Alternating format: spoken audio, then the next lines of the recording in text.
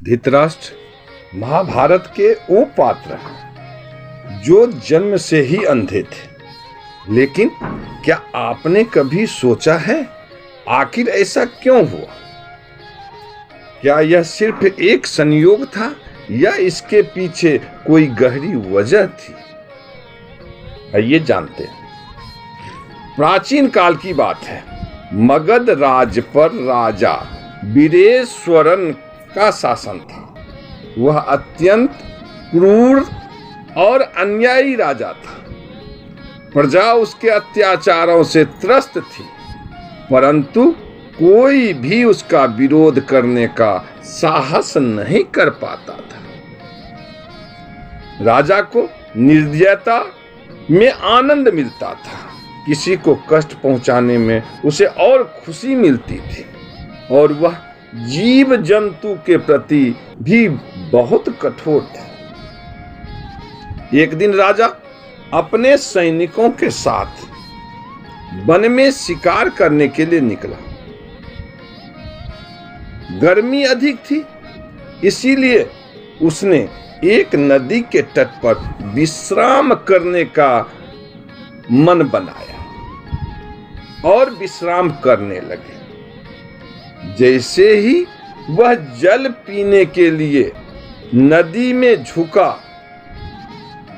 उसकी दृष्टि एक सुंदर सफेद हंस पर पड़ी जो नदी में अपने बच्चों के साथ जल में खेल रहा था। हंस अपने पंख फैलाकर अपने बच्चों को स्नेहपूर्वक सहला रहा था, मानो संसार की सारी ममता वहीं समा गई है। राजा के मन में क्रूर विचार आया। उसने अपने सैनिकों को आदेश दिया, इस हंस की आंखें निकाल दो और इसके बच्चे को मार दो। मैं देखना चाहता हूं कि अंधा होकर यह कैसे जीवित रहता है। सैनिक राजा का आदेश का पालन करने से हिचकिचा रहे थे, परंतु वे विवश थे। उन्होंने निर्दयता से एक हंस की आंख फोड़ दी और उसके नन्हे बच्चों को उसके सामने ही मार डाला। अंधा हंस तरफ तरफ कर चीखने लगा। उसका हृदय कष्ट से फटने लगा, पर वह कुछ नहीं कर सकता था।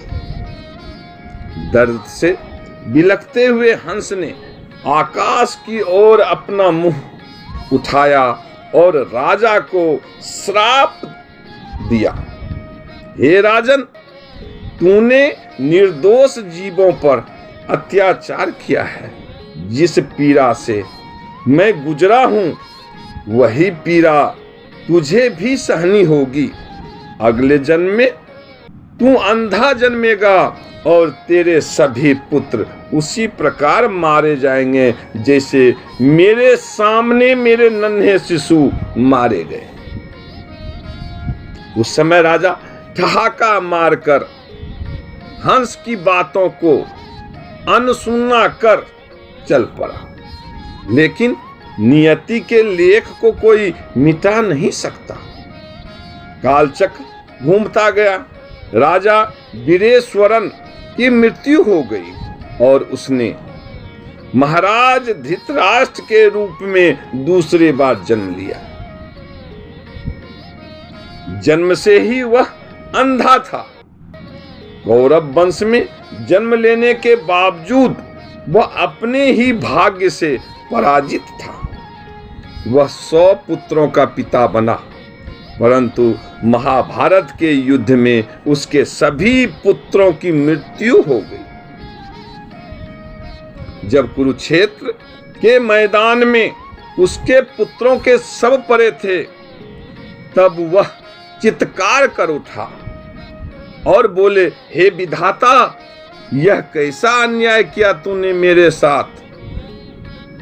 तभी धृतराष्ट्र के मन में एक छवि उभरी। एक अंधा हंस जिसकी संतानें उसके सामने मार दी गई थी, उसे एहसास हुआ कि यह सब उसके पिछले जन्म के कर्मों का ही फल है। हंस का श्राप सत्य सिद्ध हुआ। धृतराष्ट्र के लिए यह आघात बड़ा ही असहनीय था। उनका जीवन अंधकारमय था और अब उनके हृदय पर भी वैसा ही अंधकार छा गया जैसे हंस के हृदय पर छाया था। वे दिन रात शोक में डूबे रहने लगे। कुरुक्षेत्र के युद्ध के बाद जब संपूर्ण हस्तिनापुर में शांति लौट आई, तब भी धृतराष्ट्र के मन में अशांति ही फैली रही। एक दिन वे अपनी पत्नी गांधारी और अपने सबसे प्रिय सलाहकार विदुर के साथ राजमहल की छत पर बैठे थे। वहां से बहती ठंडी हवा भी उनके दुख को कम नहीं कर पा रही थी। वे गहरी सोच में डूबे थे, मानो किसी अदृश्य शक्ति से संवाद कर रहे हो। उन्होंने गहरी सांस ली और विदुर से कहा, हे विदुर, क्या यह नियति का न्याय था? क्या मैं सच में अपने कर्मों का दंड भुगत रहा हूं कि मेरे 100 पुत्र मारे गए? विदुर जी, जो कि धर्म और नीति के ज्ञाता थे, बोले, हे राजन, यह समय का चक्र कभी किसी के साथ अन्याय नहीं करता। जो बीज हम बोते हैं वही हमें भविष्य में फल के रूप में प्राप्त होता है। आपके पिछले जन्म के पाप ही इस जन्म में आपके दुख का कारण बने। यदि मनुष्य यह समझ जाए कि प्रत्येक कर्म का फल निश्चित है, तो वह सदैव सत्कर्मों में ही लगा रहेगा। गांधारी, जो स्वयं भी अपने पति के प्रति अटूट निष्ठा के कारण अपनी आंखों पर पट्टी बांधकर जीवन भर अंधकार में रही, बोली, हे स्वामी, आपने अपने कर्मों का फल भोग रहे हैं, लेकिन अब भी समय है। आप अपने जीवन के शेष वर्ष प्रभु की भक्ति में लगाइए और प्रायश्चित कीजिए। इससे आपको आत्म शांति मिलेगी। धृतराष्ट्र को यह सब समझ में आ गया कि उन्होंने पिछले जन्म में हंस के साथ जो किया था उसी का परिणाम उन्हें इस जन्म में मिला। उनके मन में गलानी तो थी, लेकिन अब वह प्रायश्चित की ओर बढ़ चुके थे। कुछ समय बाद महाराज धृतराष्ट्र ने हस्तिनापुर का राजमहल त्याग दिया और अपनी पत्नी गांधारी, सबसे प्रिय विदुर और कुंती के साथ वन चले गए। वहां उन्होंने कठोर तपस्या की और अपने मन के सहारे विकारों को त्याग कर ईश्वर की भक्ति में लीन हो गए।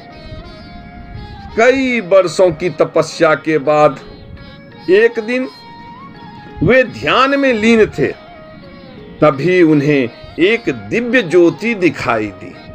वे समझ गए कि यह प्रभु का संकेत है। उनकी आत्मा अब मुक्त होने को थी। उन्होंने अपनी अंतिम सांस ली और इस संसार को त्याग दिया। जब उन्होंने शरीर छोड़ा तो उनकी आत्मा उसी हंस के रूप में प्रकट हुई जिससे उन्होंने पिछले जन्म में अन्याय किया था। यह इस बात का प्रतीक था कि उनकी आत्मा ने अब अपने पापों का प्रायश्चित कर लिया था और अब वह निर्मल और पवित्र हो चुकी थी।